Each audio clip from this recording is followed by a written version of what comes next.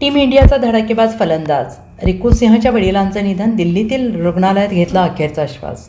भारतीय क्रिकेट संघाचा आघाडीचा फलंदाज रिंकू सिंह यांच्यावर दुःखाचा डोंगर कोसळला आहे. रिंकू सिंह यांचे वडील खचंद्र सिंह यांचे शुक्रवारी पहाटे निधन झाले. खचंद्र सिंह यांनी स्टेज 4चा यकृताचा कर्करोग होता.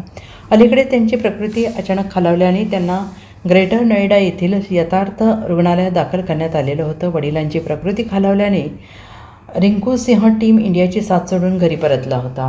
गेल्या 2 दिवसांपासून रिंकू सिंह वडिलांची प्रकृती चिंताजनक होती. त्यांना कृत्रिम श्वसन प्रणालीवर ठेवण्यात आलेलं होतं. अखेर आज पहाटे त्यांनी अखेरचा श्वास घेतला.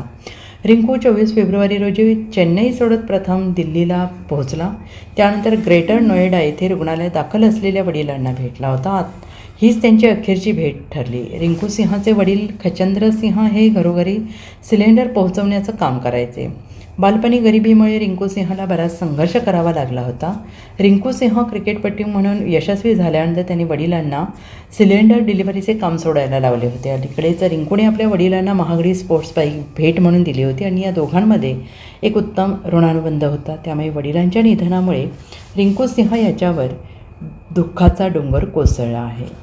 Bureau report, SPN Marathi, Mumbai.